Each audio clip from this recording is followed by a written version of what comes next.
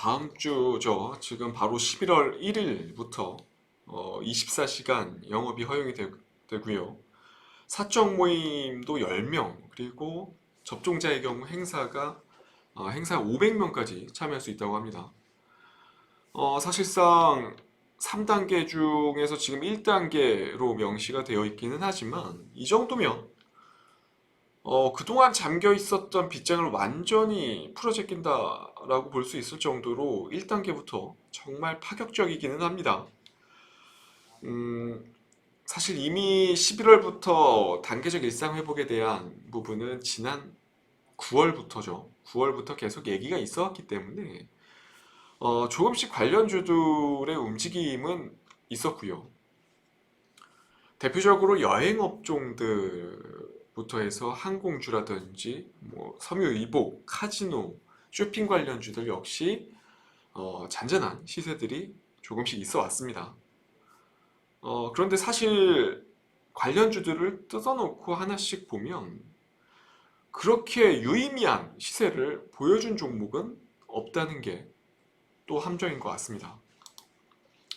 아무래도 이미 미국이라든지 유럽 등 주요 선진국에서 선제적인 위드 코로나 움직임을 좀 보여주면서 이미 상반기부터죠. 상반기부터 관련한 시세들이 어느 정도 조금씩 반영되기 시작했고요. 그렇다 보니까 실제 어, 일상 회복에 대한 일자가 확정이 되었음에도 불구하고 예상만큼 그렇게 시세가 분출되지 못하고 있는 그런 상황인 것 같습니다. 사실 그런 것 같습니다. 이러한 소식들, 그러니까 오늘 나온 뉴스인데 이러한 소식들을 보면 단지 이들 국가뿐만은 아니에요. 지금 미국이라든지 프랑스, 영국, 서구권 국가들 대부분이 지금 이런 상황인데 이런 소식들 보면 분명 위드 코로나 전환 시에 일시적으로 확진자 수가 급격하게 다시 좀 증가할 수밖에는 없는 거는 분명한 사실인 것 같습니다. 그렇다 보니까 사실 완전한 일상 회복에는 분명히 여러 가지 옵션들이 붙어야 될 것 같은데 예를 들어서 치료제 개발이라든지 단체 면역 등이라든지 이러한 옵션들이 더 붙어야 할 것으로 좀 보여지기 때문에 시간은 저는 개인적으로 좀 더 많이 좀 소요될 수밖에 없다고 보여집니다. 완벽한 일상 회복으로 가는 길에는요. 그럼에도 불구하고 지금 당장 그러니까 실제 거리두기 완화로 인해서 확연하게 올해보다 내년 실적이 나아질 기업들. 그러니까 지금까지 저희가 생각해놓고 보면 생각보다 코로나 피해 업종이라고 생각한 기업들을 보면 실적이 그렇게 많이 악화되지 않는 그러한 케이스들도 간혹 있었습니다. 그리고 또 하나 배제를 해야 되는 쪽은 바로 실적 정상화되기까지 아직 많은 시간이 남아있다고 생각되는 업종들, 특히 항공주, 항공주가 가장 제가 볼 때는 심할 것 같은데 항공주 같은 경우는 지금 유가 급등에 대한 영향도 분명히 있을 거고요. 완벽한 일상 회복에 대한 부분 시간 자체도 상당히 또 오랜 기간 소요가 될 수밖에 없기 때문에 항공주 그리고 여행업종도 마찬가지라고 봅니다. 이러한 종목들은 특히 증자가 또 언제 이루어질지 모르는 종목들이 섹터 내에서도 상당히 좀 많이 보이고 있기 때문에 조금 잠재된 리스크를 피하기 위해서는 이러한 업종들은 지금은 저는 개인적으로 좀 주의를 하셔야 된다고 좀 말씀을 드리고 싶고요. 그렇기 때문에 저는 이번 위드 코로나 관련 수혜주로 여행 업종이랑 항공 업종은 제외를 시켰고요. 당장 올해보다 내년 눈에 띄게 실적이 좋아질 기업 그리고 그런 부분들을 이미 감지를 해서 기관에서도 이미 관심을 가지고 있는 그런 종목들로 추려봤습니다. 첫 번째로 지금 보이고 계시는 하이트진로입니다. 하이트진로 일단 컨센서스를 보시면 아시겠지만 올해 실적보다 내년 그리고 내후년 실적이 눈에 띄게 좋아집니다. 사실 하이트진로 같은 경우는 실적이 크게 영향을 받지 않았고요. 오히려 외형은 더 확대가 되고 있는 그런 상황입니다. 지금 하이트진로 같은 경우는 중국 수출 성과가 생각보다 많이 뛰어나게 좀 책정이 되어지고 있고요. 이러한 부분들이 향후 해외 시장 진출에 대한 기대감 또한 높이는 걸로 좀 보여집니다. 그렇다 보니까 지금 하이트진로 같은 경우는 기관에서도 엄청난 러브콜을 보내고 있는 그런 상황이죠. 연기금도 마찬가지로 적극적인 매수세에 동참을 하고 있고요.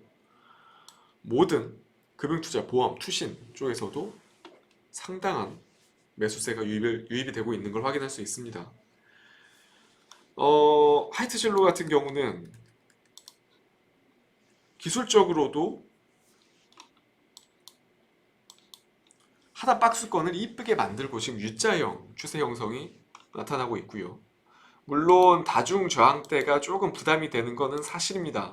39,000원대의 저항권이 한 번 있고요. 42,000원 라인에 또 한 번 저항권이 위치해 있습니다. 그렇다 보니까 쉬지 않고 올라가기는 분명히 힘든 상황이긴 합니다. 하지만 내년 실적에 대한 기저효과뿐만 아니라 당장 24시간 영업 제한이 풀리는 상황에서 주류 수요에 대한 단기 급증 기대감은 분명히 저는 시장에서 부각될 가능성이 상당히 좀 높다고 보는 그런 관점이기 때문에 저는 첫 번째 종목으로 하이트진로를 준비를 해봤고요. 두 번째 종목은 바로 TBH 글로벌입니다. 사실 여러 의류 관련 종목들이 있죠. 사실 그동안 실적이 상당히 괜찮았던 크리스 FNC라든지 한섬, 그리고 코엘 패션도 작년 그리고 올해 실적들이 상당히 괜찮습니다. 그럼에도 불구하고 재무 상태가 썩 좋지 않은 이 TBH 글로벌을 가져온 이유는 기저효과입니다. 사실 온라인보다 오프라인에 강점을 두고 있는 이 브랜드가 대부분이다 보니까 사실상 코로나의 직격탄을 맞을 수밖에 없었던 그런 상황이었고요. TBH 글로벌 같은 경우는 뒤늦게 이렇게 비대면 시대 흐름에 맞춰서 올해 좀 온라인 전환에 좀 힘을 쓰고 있다 보니까 올해는 그래도 수익성이 좀 생각보다 좀 많이 괜찮아졌습니다. 그럼에도 불구하고 아직은 매장 중심의 판매가 아직까지는 비중이 높은 그런 브랜드들이 많기 때문에 단계적 일상 회복에 따른 기대감이 그래도 앞서 말씀드린 실적이 괜찮았던 종목들보다는 더 좀 부각될 가능성이 좀 높지 않나 싶어서 두 번째 종목으로 TBH 글로벌을 뽑아봤습니다. 그리고 마지막 종목은 여러분들이 많이 알고 계시는 종목이죠. 호텔신라입니다. 사실 코로나로 인해서 직격탄을 받은 종목 중에 하나이지 않나 싶은데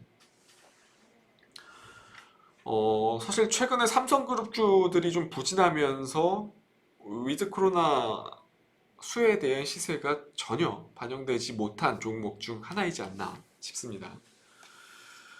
아무래도 삼성의 상속세 이슈가 그룹 전반으로 좀 악영향을 미치면서 메이저 수급 주체들의 유입이 좀 제한적이었던 것 같고요. 사실 올해 여러 체질 개선을 하면서 수익성도 좀 많이 회복이 됐고 조금 시간은 더 걸리겠지만 분명히 공항 면세점의 정상화 그리고 더 나아가서는 글로벌 여행 재개가 원활하게 이뤄지는 시기가 도래를 한다면 지금까지 체질 개선한 부분에 더해서 외내형 성장이 더욱 가파라질 수밖에 없겠죠.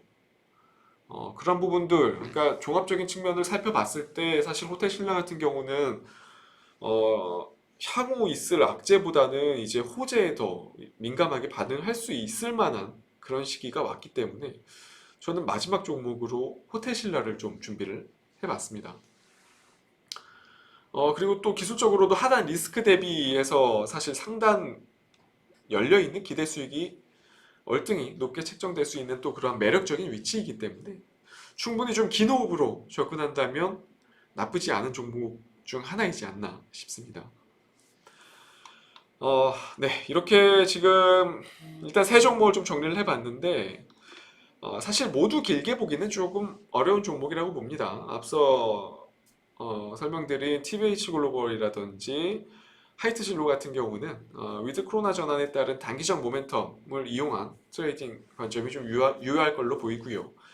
호텔 신라 정도만 조금 장기 투자 관점, 한 2년 정도, 적어도 2년 정도는 장기 투자 관점으로 보시는 게 맞을 것 같습니다.